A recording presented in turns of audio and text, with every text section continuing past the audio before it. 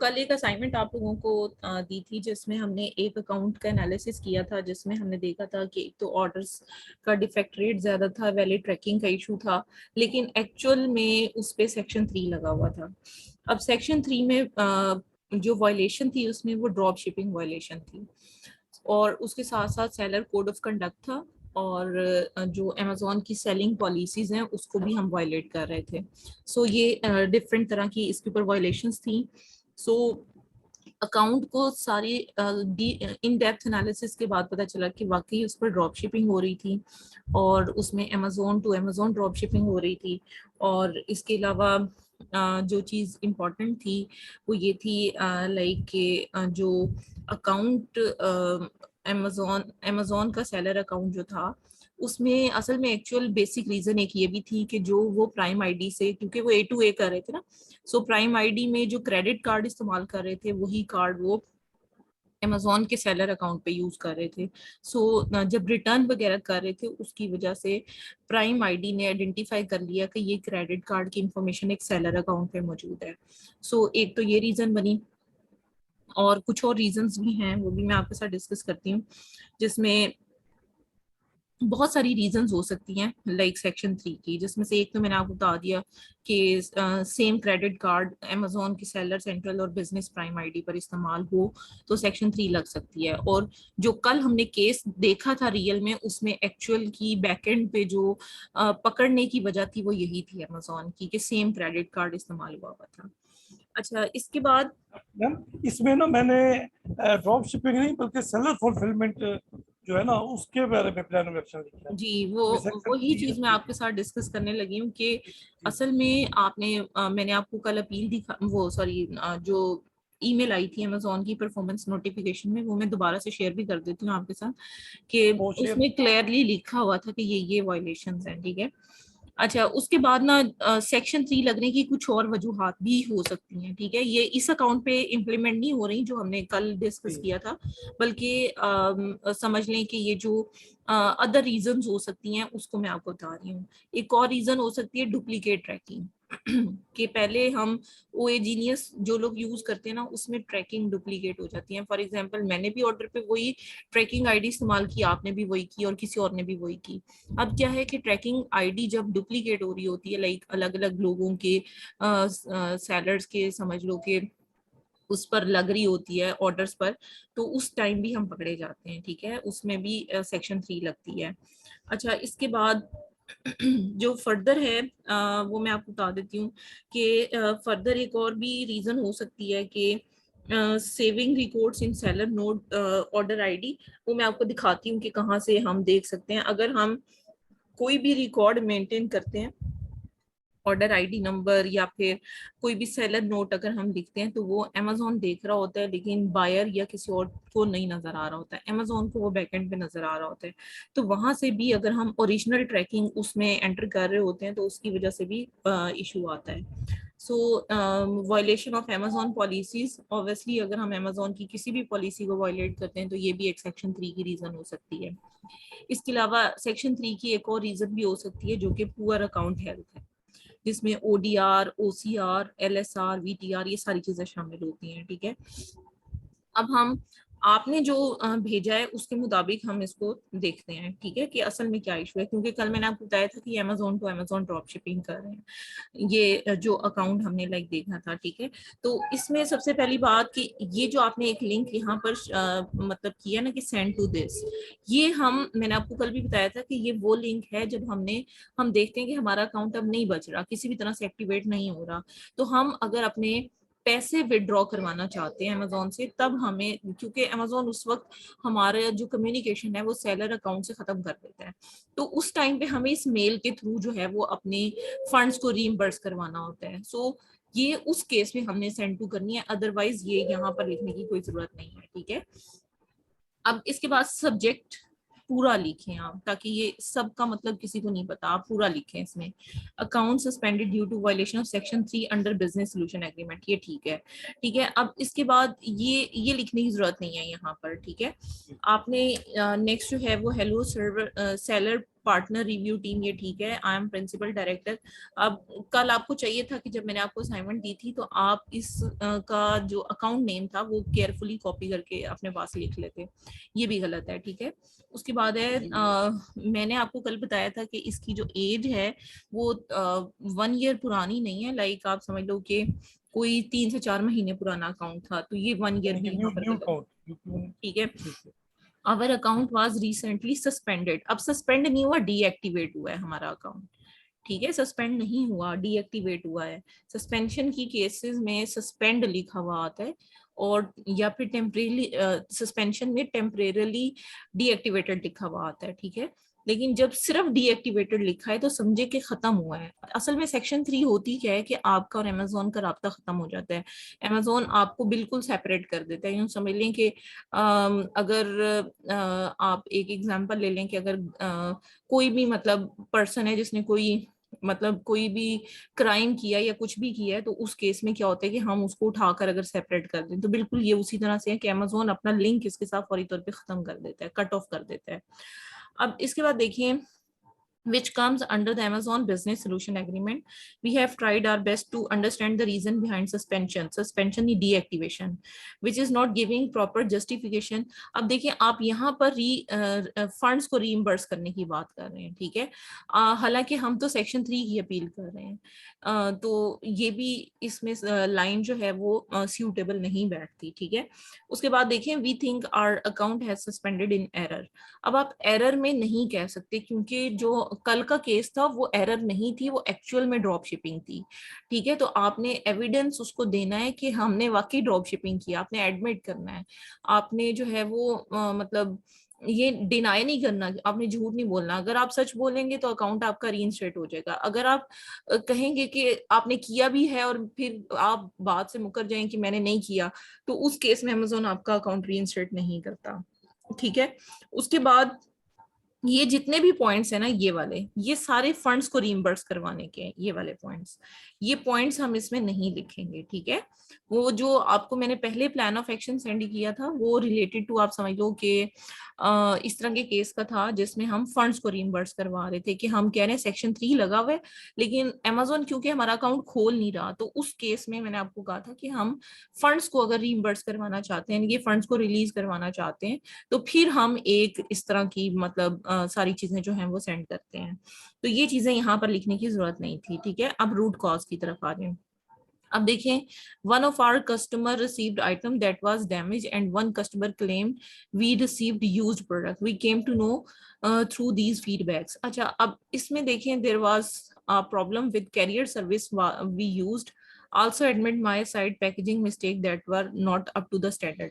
अब आप देखिए सिर्फ एक कस्टमर तो नहीं था जिसने कहा था कि अमेजोन की ऑर्डर आईडी जो है ये वाली है और ये डैमेज है, कस्टमर तो बहुत सारे थे, कल हमने देखे थे।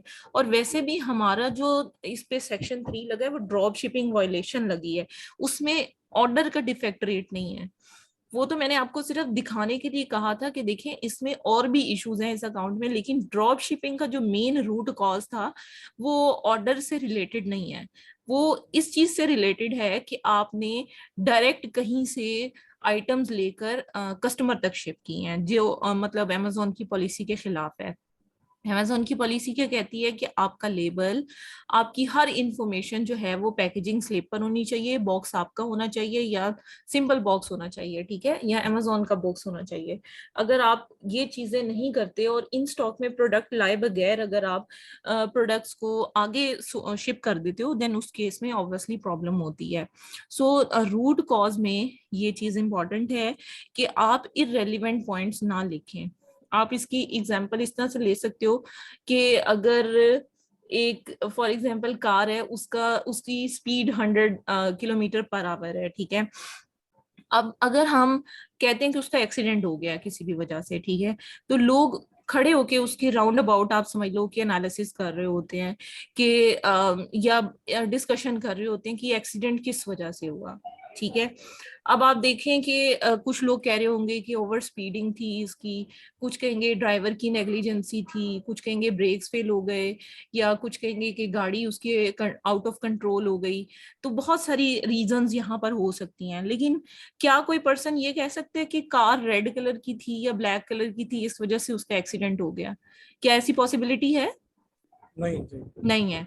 तो फिर नहीं आप मैम, इस तरह की नहीं है। नहीं है। तो फिर आप ये देखें कि अगर आप एक्सीडेंट होने की रीजन बता रहे हो और उसमें आप रेड कलर, ब्लैक कलर या कोई इररिलेवेंट पॉइंट एंटर करते हो, तो उसकी अमेजोन के सामने कोई मतलब वर्थ नहीं होगी उस पॉइंट की। तो आपने टू द पॉइंट रहकर प्लान ऑफ एक्शन लिखना होता है, ठीक है। अब ऑब्वियसली इसमें हमें जो मेन रूट कॉज है वो ड्रॉप शिपिंग वायलेशन है, हमने उसी की जस्टिफिकेशन सिर्फ देनी है। अब हम इसमें रूट कॉज में ये लिख सकते हैं कि मतलब ये सेकेंड पॉइंट इन्होंने ठीक लिखा हुआ है कि हम अपने वेयर हाउस से ही शिप करवाते हैं, लेकिन कुछ ऑर्डर्स ऐसे हैं जो कि आउट ऑफ स्टॉक होने की वजह से या फिर डैमेज होने की वजह से भी आप लिख सकते हैं यहाँ पर हमें फुलफिल करना थे और हम ऑर्डर ले चुके थे उस टाइम पे, तो इसलिए हमने सप्लायर का सहारा लिया, ठीक है। तो उसमें फिर हम बता देंगे कि कुछ ऐसे ऑर्डर्स थे क्योंकि हम ए टू ए कर रहे थे और हम पकड़े भी प्राइम आईडी से गए हैं, उसमें हम मेंशन कर सकते थे कि भाई हमारा जो वीए था, जो हमारे लिए काम कर रहा था पर्सन, उससे ये इशू हुआ कि उसने ऑर्डर्स को फुलफिल करने के लिए कि कहीं कस्टमर जो है वो नेगेटिव फीडबैक ना दे दे या कस्टमर जो है वो उसकी सेटिस्फेक्शन लेवल लो ना हो जाए, उसकी वजह से उस वीए ने हमारी प्राइम आईडी से हमारे सेम क्रेडिट कार्ड को यूज करते हुए उसने जो है समझ लें कि ऑर्डर जो है वो प्रोसेस करती है, ठीक है। आप एडमिट करें, उसमें कोई इशू नहीं है। अमेजोन की एक क्वालिटी है कि अगर आप सच बोलेंगे तो अमेजोन आपका अकाउंट रीइंस्टेट कर देगा, अगर आप इधर उधर की बातें लिख कर भेज देंगे तो प्लान ऑफ एक्शन आपका, आप बहुत सारे केसेस में लोग ये कहते हैं हमने प्लान ऑफ एक्शन सबमिट करवाया है, बहुत अरसे से वेट कर रहे हैं लेकिन उसका कोई रिस्पॉन्स नहीं आ रहा। तो उसकी रीजन यही होती है कि उसके जो पॉइंट्स होते हैं वो अप टू द मार्क नहीं होते, जिस वजह से अमेजोन जो है वो उसको कंसीडर नहीं कर रहा होता, ठीक है। कुछ केसेस में अमेजोन खुद जानबूझ के उसको डिले कर रहा होता है, और कुछ केसेस में आप समझ लें कि प्रोसेसिंग उस तरह की वायलेशन ज्यादा होने की वजह से उसकी प्रोसेसिंग स्लो हुई होती है। फॉर एग्जाम्पल अब जैसे सेक्शन 3 का दौर है आजकल, ये जो टाइम चल रहा है इसमें हर दूसरे अकाउंट पे सेक्शन 3 लगी हुई है, तो उस केस में सेक्शन 3 के जो केसेस हैं उनकी प्रोसेसिंग का टाइम स्लो हो चुका है क्योंकि ज्यादातर अकाउंट जो हैं वो सेक्शन 3 को होल्ड कर रहे हैं। सो इन सारी चीजों को ओवरकम करने के लिए आप समझ लो कि मतलब हमें देखना हो चाहिए कि हम जो भी पॉइंट लिखें वो टू द पॉइंट हो, ताकि अमेज़न के पास जब भी हमारी अपील को रिव्यू करने का टाइम आए उस टाइम वो यही डिसीजन करे कि हमारा अकाउंट जो है वो रीइंस्टेट करे, बजाय इसके कि वो अकाउंट की अपील जो है वो पढ़े और देखे कि ये कुछ भी नहीं है तो वो उसको इग्नोर करते, ठीक है। तो उसमें उस केस में अमेज़न आपको बस एक ही ईमेल करेगा, वो ये है कि अब हम आपकी फर्दर ईमेल्स का रिप्लाई नहीं करेंगे क्योंकि आपकी इंफॉर्मेशन जो है वो कंप्लीट नहीं है, जो हमें रिक्वायर्ड थी वो आपने नहीं भेजी, ठीक है। अच्छा, इसके बाद देखें, we acknowledge this mistake on our part and we will ensure this won't happen again in future by implementing the step as described below। चलें ये ठीक है। इसके बाद प्लान ऑफ एक्शन आ गया। अच्छा, अब प्लान ऑफ एक्शन में we have fully refunded the customer. अब देखिए ये फिर ये जो पॉइंट है रिफंड का, ये एक्सीडेंट से रेलिवेंट नहीं है, ठीक है। हमें ड्रॉप शिपिंग के बारे में क्या हमने किया हमें वो शो करना है, हमें ये नहीं बताना कि हमें कस्टमर को हमने रिफंड किया या क्या किया, ये ओडीआर का पॉइंट है, ये सेक्शन 3 में ड्रॉप शिपिंग वायलेशन का नहीं है, ठीक है। अगर सेक्शन 3 में अकाउंट हेल्थ का इशू होता देन उस केस में हम इन पॉइंट्स को लिख सकते थे, लेकिन अब क्योंकि जो हमारी सस्पेंशन है वो हुई है इस वजह से कि ड्रॉप शिपिंग वायलेशन है इसमें, तो इस केस में ये पॉइंट इसमें एक्सेप्टेबल नहीं होगा, ठीक है। इसके बाद देखें, we now clearly understand the Amazon seller fulfilled policy, ठीक है। हमें सेलर फुलफिल्ड पॉलिसी को हमने अंडरस्टैंड कर लिया है। We have deleted every single item in our catalogue which is not currently in inventory, ये भी ठीक है point. We are going to use fulfilment by Amazon for all new products we list, ये भी ठीक है point. We no longer doing seller fulfilling selling unless we can confirm compliance with Amazon We have implemented new procedure to confirm compliance. We now store all merchant fulfilled. ये भी ठीक है point, ठीक है। उसके बाद है we have made special team to update inventory according to our physical stock. ये भी ठीक है। In regard to item sourcing, we will be making sure अब देखें, आपका जो प्लान ऑफ एक्शन है वो ठीक है, लेकिन रूट कॉज आपकी ठीक नहीं है, ठीक है। तो इसका मतलब है कि रूट कॉज अगर आपकी आइडेंटिफाई नहीं हुई तो आपका प्लान ऑफ एक्शन भी वो जीरो कंसीडर होगा वहां पर, क्योंकि उस रूट कॉज के मुताबिक आपका प्लान ऑफ एक्शन रिलेट नहीं कर रहा आपस में, ठीक है। तो ये प्रॉब्लम है इस प्लान ऑफ एक्शन में। अब इसके बाद देखें फ्यूचर प्रिवेंटिव्स। वी हैव डिलीटेड, अब ये रेपिटिशन हो रही है इस लाइन की ना, रेपिटिशन हो रही है। तो प्लान ऑफ एक्शन प्रिसाइज और उसमें रेपिटिशन नहीं होनी चाहिए, ठीक है। Are now well versed with Amazon seller fulfilled policy, ये ठीक है। We will use branded packaging that reduce the chance of product damage, ये भी ठीक है। We are shifting from FedEx courier, अब FedEx को combine करके लिखें to UPS। UPS जो है वो Amazon की courier service है, आप USPS लिख सकते हैं यहाँ पर। We have removed the existence doubted supplier with new reliable experience, ये भी ठीक है पॉइंट, क्योंकि ये Amazon की पॉलिसी को जो है वो फुलफिल करवाने के लिए हेल्पफुल है। This team will keep in touch with any new policies or changes so that we may work in accordance with Amazon require, ये भी ठीक है। We have designed one employee who is बाकी ठीक है आपका, ठीक है। लेकिन आपकी जो रूट कॉज की आइडेंटिफिकेशन है वो ठीक नहीं है, ठीक है, जिसकी बुनियाद पर अगर आप ये प्लान ऑफ एक्शन सबमिट करवाते हैं तो अकाउंट रीइंस्टेट नहीं होगा। मैं ये पूछना चाहता हूँ कि सेक्शन 3 जो है ये फुलफिल्ड बाय सेलर भी लग सकती है? अगर हम फुलफिल्ड बाय सेलर कर रहे हो उसमें भी सेक्शन 3 लग सकती है ना? फुलफिल्ड बाय सेलर FBM ही तो है, ड्रॉप शिपिंग ही तो है, ठीक है। FBA के केस में नहीं लगता, FBM के केस में लगता है। FBA के केस में सिर्फ एक जगह पर सेक्शन 3 लग सकता है, वो ये है कि प्राइवेट लेबल आप कर रहे हो और आपका अकाउंट की हेल्थ मेंटेन ना हो, यानी कि ODR, VTR, LSR, जो भी OCR, ये सारी चीजें अगर आपकी ठीक नहीं है तो उस केस में सेक्शन 3 लग सकता है। अदरवाइज प्राइवेट लेबल में सिर्फ अकाउंट हेल्थ पर लग सकता है, और बाकी जितनी भी वायलेशंस हैं वो ज्यादातर ड्रॉप शिपिंग में सेक्शन 3 लगता है, ठीक है। तो मैम होपफुली इसकी आपको रूट अब कॉज क्या बनती क्लैरिटी। है? जी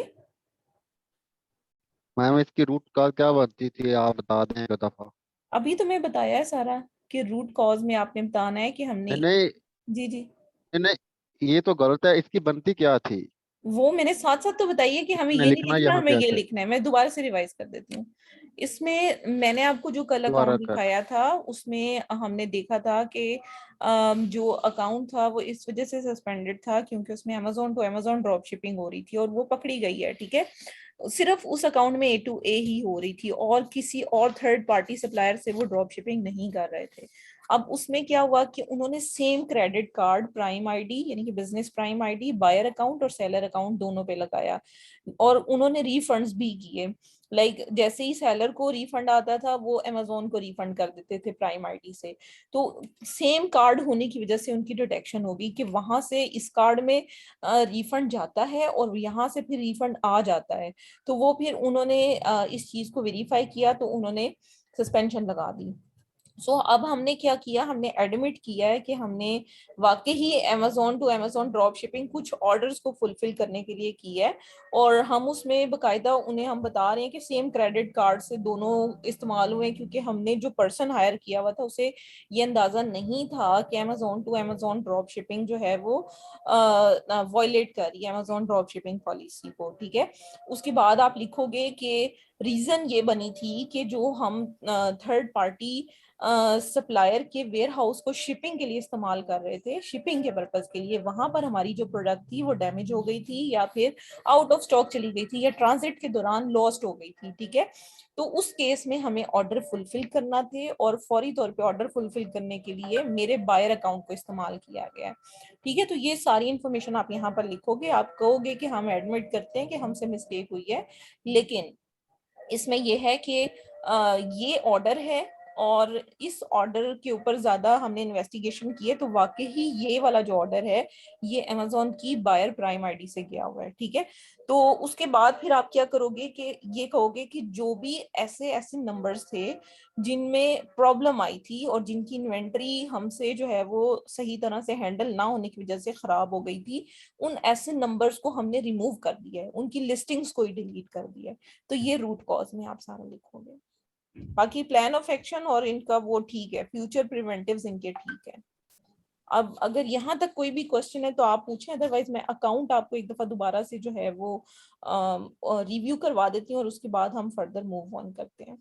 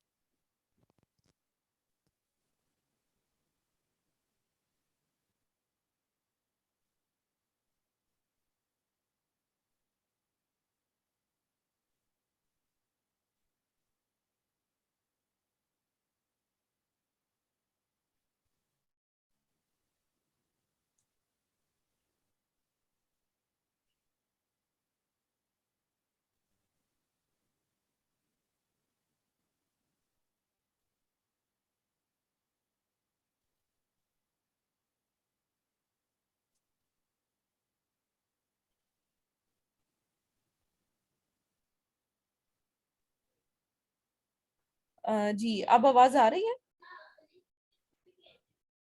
जी मैम अब आ रही है। अच्छा ठीक है। अच्छा, अब जो है वो मैं आपको बता रही थी कि एक तो डुप्लीकेट ट्रैकिंग का इशू हो सकता है ना, जैसे डुप्लीकेट ट्रैकिंग में आप ये समझ लो कि जो भी आइटम आप लाइक शिप के स्टेटस पे जा रहे होते हो और यहाँ पर जो आप ट्रैकिंग को फिल कर रहे होते हो, ये जैसे ये ट्रैकिंग आईडी लगी हुई है, जब ओए जीनियस को हम यूज कर रहे थे तो उसमें क्या प्रॉब्लम आ रही थी ओए जीनियस को यूज करने से, कि जो ट्रैकिंग एक दफा इस्तेमाल हो जाती थी वो दोबारा भी शो होती थी। लेकिन जो गेट मोर ट्रैक्स है या इस तरह की कुछ और एप्स हैं जिसमें हम ट्रैकिंग लेते हैं, उसमें एक ट्रैकिंग एक ही दफा इस्तेमाल होती है, तो वो लोगों ने अब ओए जीनियस को यूज करना छोड़ दिया है। तो डुप्लीकेट ट्रैकिंग अगर आप यूज कर लेते हो तो उस केस में क्या होता है कि आपका अकाउंट जो है वो पकड़ा जाता है। दूसरा मैं आपको बता रही थी वो जो कि मैम सेलर ऑर्डर आईडी या सेलर नोट जो हम लिख देते हैं वो अमेजोन को नजर आ रहा होता है, हमें नजर आता है और अमेजोन को नजर आता है, लेकिन किसी थर्ड बंदे को या बायर को नजर नहीं आता, ठीक है। तो मैम एक सवाल है, एक जी सवाल है, सॉरी। ये डुप्लीकेट ट्रैकिंग हम किस तरह से चेक कर सकते हैं कि डुप्लीकेट ट्रैकिंग हुई है? वो कहाँ से जाके चेक होगा? देखें, वो चेक इस तरह से नहीं हो सकता, क्योंकि जब हम फेक ट्रैकिंग यूज कर रहे होते हैं तो उस टाइम पे हमें जो है वो एक शीट डेवलप करनी पड़ती है जिसमें हम ट्रैकिंग्स को लाइक यूज कर रहे होते हैं।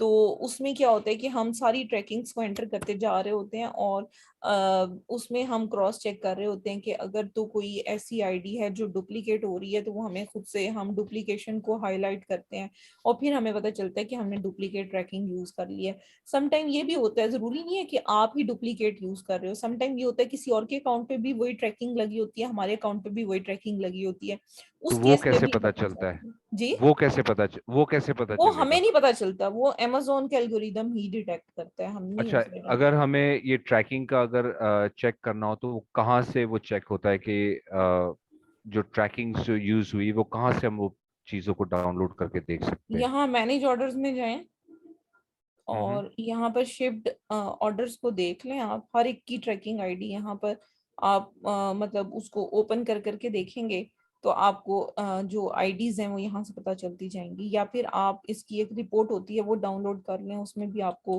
पता चल जाता है कि हर एक की ट्रैकिंग क्या इस्तेमाल हुई है। वैसे तो जैसे ये ऑर्डर है इसको आप क्लिक करें, इसको स्क्रॉल डाउन करें, वैसे तो एक शीट बनी हुई होती है, जो लोग सेल आउट कर रहे होते हैं, जो सारा काम बैकएंड पे कर रहे होते हैं, उन्होंने शीट बनाई होती है, उस शीट में सारी ट्रैकिंग्स ऑलरेडी उन्होंने एंटर की होती हैं। जैसे ये ट्रैकिंग आईडी है, इसको उन्होंने एंटर किया हुआ है अपनी शीट में, तो वहां पर आप देख लें तो डुप्लीकेशन ना तो हो।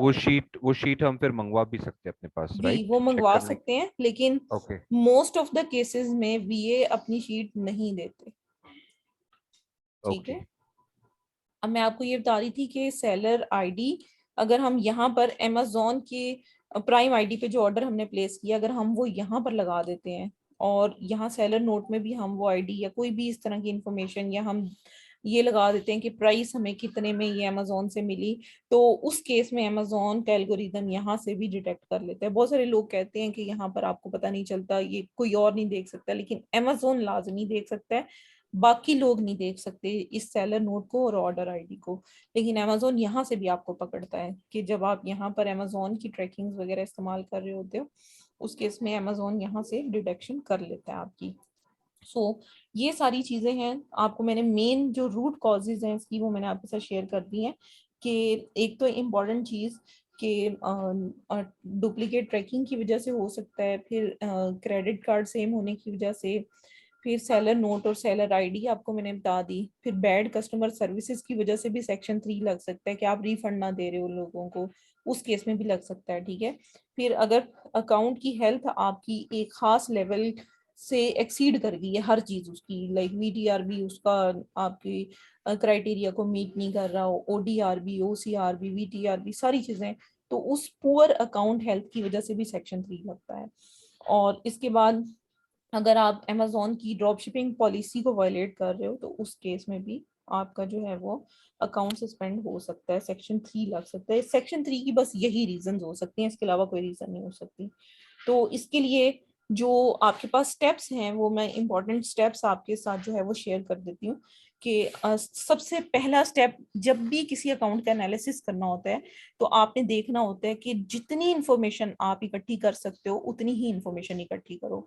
हर चीज जो है वो आपकी प्रॉपरली जो है उसकी एक सॉलिड स्ट्रेटेजी होनी चाहिए, और आपको एक रिलायबल लाइक समझो कि जो इंफॉर्मेशन है वो इकट्ठी करने की जरूरत होती है। आपको देखना पड़ता है कि कोई भी क्वेश्चन अगर पूछा जाए तो उसका आंसर आपके पास मौजूद हो, और आप बिल्कुल इसको इस तरह से समझ अच्छा लो मैडम, कि एक एक क्वेश्चन जंग था। है। जी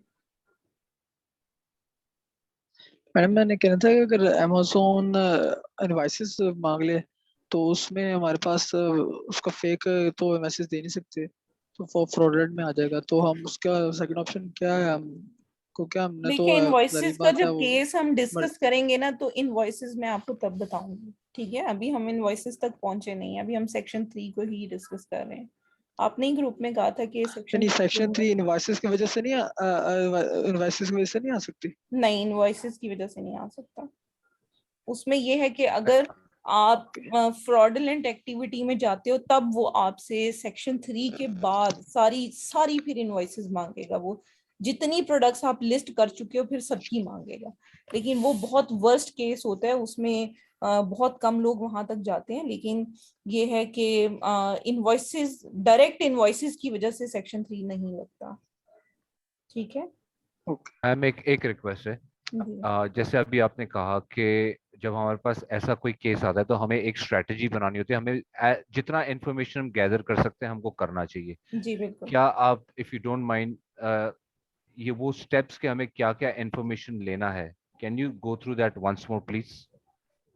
अच्छा, वैसे हम ऑलरेडी डिस्कस कर चुके हैं इसको, सारी चीजों को। कल भी मैंने शायद आपको पूरा डिटेल में बताया था कि आपको मैसेजेस में जाके देखना है, आपको मैसेजेस, मैनेज ऑर्डर्स में देखना एक तो है। मैसेजेस हो गया। जी, एक मैनेज ऑर्डर्स में जाकर आपने ऑर्डर्स की सारी देखनी है, फिर अकाउंट की हेल्थ परफॉर्मेंस में जाके देखनी है, फिर आपने वॉइस ऑफ कस्टमर देखना है यहाँ से। उसके बाद आपने इन्वेंट्री में जाकर देखना है कि क्या क्या इशू आया। उसके बाद आप रिटर्न्स की रिपोर्ट देखेंगे। ये सारी चीजें आपको गो थ्रू करनी होती हैं। ठीक है, मैसेजेस, परफॉर्मेंस में अकाउंट हेल्थ की परफॉर्मेंस, उसके अलावा परफॉर्मेंस नोटिफिकेशंस देखें, वॉइस ऑफ कस्टमर्स देखें, रिपोर्ट्स में आप बिजनेस रिपोर्ट भी देखें, रिटर्न रिपोर्ट भी देखें। उसके बाद आपको जो इम्पोर्टेंट है वो मैनेज ऑर्डर्स में जाकर सारे ऑर्डर्स की डिटेल्स को देखें, देखें किस टाइप की ड्रॉप शिपिंग या किस तरह का मसला उसमें क्रिएट हो रहा है। ऑर्डर रिपोर्ट्स, मैनेज रिटर्न्स में जाकर देखें कि आपने क्या क्या चीजें वहां पर लाइक ऐसी हैं जो रिटर्न्स की रीजन बनी। जैसे यहाँ पर अगर हम मैनेज रिटर्न्स में जाते हैं तो इसको मैं डेज इसके थोड़े इंक्रीज करती हूँ। सो आपको ये सारी चीजों को गो थ्रू करने की जरूरत होती है, और कुछ क्वेश्चंस होते हैं जो आपको क्लाइंट से पूछने होते हैं कि आपने आपके अकाउंट पे क्या क्या हुआ, और क्या क्या कर रहे थे आप। जैसे मैंने इस प्रोडक्ट के बारे में उनसे पूछा था कि आप ये ट्रिक यूज कर रहे थे कि प्रोडक्ट आपके पास आप न्यू लिस्ट करते थे और भेजते आप पुरानी प्रोडक्ट थे। फिर उन्होंने एडमिट किया कि जी हम ऐसे ही कर रहे थे। तो फिर हमें क्रॉस क्वेश्चन अपने क्लाइंट से करने होते हैं एनालिसिस के बाद, तभी आपको रूट कॉज पता चल सकती है। अदरवाइज आप रूट कॉज को फाइंड आउट करने में सक्सेसफुल नहीं होते। तो ये सारी चीजें जो हमें देखनी पड़ती हैं, ठीक है। उसके बाद मैं फर्दर आपको बताती हूँ कि आपको फर्दर जो है वो केयरफुली आपको क्या चीजें फर्दर जो है वो देखने की जरूरत होती है। अच्छा जी, अब जब आप इम्पॉर्टेंट चीज ये है कि जब आपके पास ईमेल आती है उसमें भी कुछ इम्पोर्टेंट क्लूज होते हैं जिनको हम देखकर अंदाजा लगा सकते हैं कि किस वजह से हमारा अकाउंट जो है वो सस्पेंड हुआ है। अब देखिए यहाँ परफॉर्मेंस नोटिफिकेशन में जाती हूँ और वो नोटिफिकेशन दिखाती हूँ आपको जिसमें अकाउंट डीएक्टिवेशन हुआ है। अब यहाँ पर देखें लिखा हुआ है क्लियरली कि एक तो हमारा अकाउंट डीएक्टिवेट हुआ है सेक्शन 3, लिस्टिंग रिमूव हुई है, लेकिन ये जो पैराग्राफ है बहुत इंपॉर्टेंट है। इसमें देखें क्लियरली लिखा हुआ है कि हमने अमेज़न ड्रॉप शिपिंग पॉलिसी को वायलेट किया है, ठीक है। तो ये मेन पॉइंट है जिसकी बिहाफ पर हमें पता चलता है। ये जो सेकेंड पैराग्राफ होता है ना, इसमें एक्चुअल रीजन का क्लू होता है। तो ये पॉइंट या ये जो ईमेल आपको आई होती है, इस ईमेल को बहुत केयरफुली अंडरस्टैंड करने की जरूरत होती है। उसके बाद आप रीजंस फॉर सस्पेंशन देखें कि किस वजह से सस्पेंशन या डीएक्टिवेशन आई है, कौन सी पॉलिसीज हैं जो वायलेट की हैं, कौन से ऐसे डॉक्यूमेंट्स हैं जो आपको रीइंस्टेट करवाने के लिए इम्पोर्टेंट है। अब जैसे ये जो है इसमें हम ना बिजनेस लाइसेंस साथ में लगाएंगे, इसके कुछ सपोर्टिव एविडेंस डॉक्यूमेंट होते हैं जो आपने अटैच करने होते हैं, ठीक है। फिर आप ये देखते हो कि आपने किस डिपार्टमेंट को अपील सबमिट करवाने के लिए कांटेक्ट करना है। आपने अगर रीइंबर्स करवाना है तो आप किस तरह से उसको यूज करेंगे, और अगर आपने इसको फंड्स को रीइंबर्स करवाना है तो और तरह से होगा। अगर आपने